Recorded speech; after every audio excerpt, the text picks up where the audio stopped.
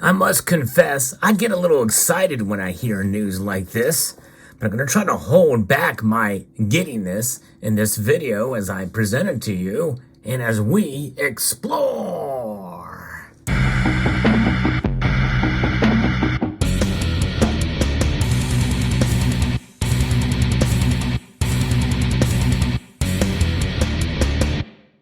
Exciting news indeed. This is something that I like to follow when I hear about more and more states moving closer to sound money policies. And Wyoming has done just that on a very narrow margin. However, it was bipartisan, which is somewhat good news for sure. In fact, I'm going to put a link in the description of this video to the article itself so you can see the video on this. I'm a little hesitant to play that video, but nonetheless, I think it'll be quite interesting to see the debate. In some ways, it does surprise me a little bit. I don't think some lawmakers fully understood what the bill meant and what was intended. But let's take a look at what this article from the soundmoneydefense.org, this is the Sound Money Defense League, as to what they had to say about it, because they have been championing this. You know, there's lobby groups out there like the Sound Money Defense League that have been pushing for sound money policies, and they have been responsible largely for a lot of the tax exemptions that we have seen on precious metals. You know, I mean, it's a constitutional money. It is noted in the constitutional Article 1, Section 10. It says, no, nothing but gold and silver shall be considered legal tender between the states. So here, the Wyoming State Senate voted 16-15 on a bipartisan basis to pass a bill prompting the Wyoming State Treasurer to hold gold and silver specie to protect the state, as well as establish a process to receive certain tax payments in specie. Let that sink in, folks, that some tax payments very well could be received as gold and silver. That is big news in my view. That's pretty exciting when you think about that. Introduced by Senator Bob Ide from Casper, SF 101 amends and further implements the Wyoming Legal Tender Act, which was a popular 2018 law that had removed all tax liability from gold and silver transactions and affirmed that the monetary metals are legal tender in Wyoming.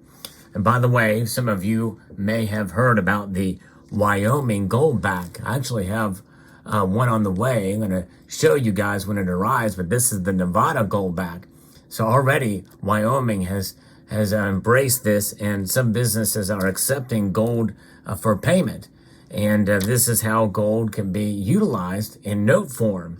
You know, you've heard me talk about the goldback and why I'm so bullish on goldback. No, I'm not paid by the goldback people, by the way. Some people think if for as bullish as I am on the goldback and what it means, I have been very skeptical about using gold and silver as payment in the past because of how it's been presented, like the Liberty Dollar. You've heard me talk about the Liberty Dollar and why that was such a huge failure, whereas this is a huge success. A lot of people don't really know just how successful it has been, especially those of us in the precious metal space. One reason for its success is right here before you. It's the same width as a dollar bill. In fact, all of the notes in the series are. And so you can just put this in your wallet and spend it. And more on that. I'll probably do another gold back specific video down the road. But nonetheless, Wyoming is already utilizing that. Businesses in Wyoming are utilizing the gold back. And so that is one way. But obviously gold and silver coins is definitely another way that can be done. Silver coins especially can be utilized for transactions in the state, and why not? One of them has the United States of America on it, this silver eagle right there, but of course, look at where the premiums are. You know, if you were to trade it based off of spot price, well, at this point in time, probably not the wisest move to transact with silver eagles considering their premiums, even though they've come down a bit. Senate File 101 prompts the Wyoming State Treasurer to create a formal system to deal directly in constitutional money. Boom, shalaka. Constitutional money. That's exactly right. That's what gold and silver are. In fact, when we think of a constitutional silver, those are coins that have been produced before 1964. It was compliant with Article 1, Section 10. And this is an example of a constitutional coin, a Benjamin Franklin $50 made of 90% silver. So there that is. This is a system that would also include holding gold as an asset to help the cowboy state hedge against its high exposure to Federal Reserve note dollars and potentially invest in precious metal leases and bonds. The Department of Revenue could receive mineral tax payments denominated in specie, gold or silver, and in executing its duties, the state treasurer could hire precious metal firms that are experts in receiving, authenticating, exchanging, and storing gold and silver. So in specific terms, the bill requires the Wyoming legislature to implement the Wyoming Legal Tender Act by authorizing the use of specie and specie legal tender for the payment of mineral taxes, subject to authentication procedures determined by the state treasurer that are consistent with precious metal industry standards. Number 2, determining, maintaining, and publishing market-based exchange rates between specie legal tender, and other legal tender currencies on real-time basis on the website of the state treasurer for the purpose of calculating tax payments to and from the state. Number 3, exchanging specie and specie legal tender for other legal tender currencies. And number 4, holding specie and specie legal tender. In other words, having it in storage there. Now, they don't talk about necessarily a depository, but that's the closest thing they get to it. Number 5, if market conditions warrant, investing in precious metal leases or bonds payable in precious metals. Wyoming has vast natural resources, and the Department of Revenue receives significant tax revenues from producers of commodities such as oil, gas, and metals.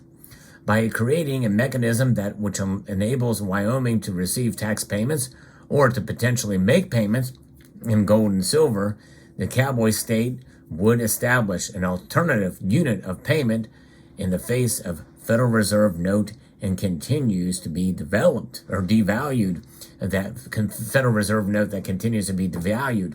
And one thing about the devaluation of the Federal Reserve note is understanding that, through the course of time, by design, this is one thing I cannot stress enough, folks, the Federal Reserve System and the Federal Reserve note, by the design of the Board of Governors of the Federal Reserve, are perfectly fine and okay with 2% inflation. In fact, you have heard it even in Jerome Powell's recent speech. He said in the press conference that we want to get inflation back down to 2%. Folks, 2% is robbery. That's right. Devaluing or devalued currencies by design, this note has lost over 98% of its value since 1913. State of Wyoming, at least 16 of the senators there voted in favor, and they understand this. The gold and silver maintain their value over the long course of time. And in his testimony before the Senate Revenue Committee last week, Sound Money Defense League Policy Director J.P. Cortez said, proposals encouraging state gold holdings have come before the legislature since January of 2019, but no bills have been passed. During the last 4 years of inaction on sound money, gold bullion priced in declining dollars has risen by 50%. Wow. It's pretty amazing to think about. And you think about that. Cortez continued, given the financial risk facing the United States, Wyoming should take these modest steps towards creating an alternative ways of transacting and saving using sound money. Since 2018, Wyoming has established itself as a leader on sound money issues, as evidenced by the Cowboy State's first place finish in the 2023 Sound Money Index. Several other states are considering their own sound money bills. In fact, just this very month, in February 2023, they include Alaska, Missouri, where there's already been some legislation that has been introduced in the Mississippi legislature, South Carolina and Tennessee, and more. After passing the Senate, SF 101 now heads to the Wyoming House for further consideration. It's a pretty big step, and we shall see what happens in the House.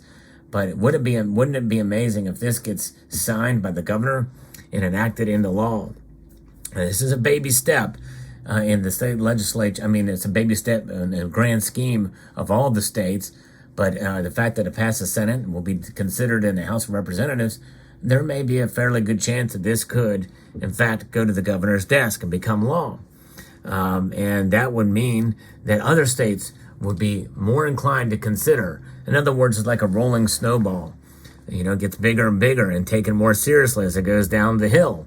And therefore, I think this is one way where we would want this to go downhill, to use the term. But it's an uphill battle in the grand scheme of things for some of these other states, which would very much not be considerate of such measures. But nonetheless, here we are. Very fascinating news indeed. Let me know what your thoughts are in the comment section below. Hope you found this video insightful and informative. And I would like to extend a multitude of gratitude to all of you for taking the time to watch this video. And I'm about to show my excitement for such a matter of this bill. Yay! I'll even be more excited if it gets passed and signed into law. A great work that the Sound Money Defense League is doing, and other agencies and lobby groups and even bullion dealers who have been on the forefront of this. I'd like to extend a multitude of gratitude to you all and encourage you to please rate, share, comment, and subscribe.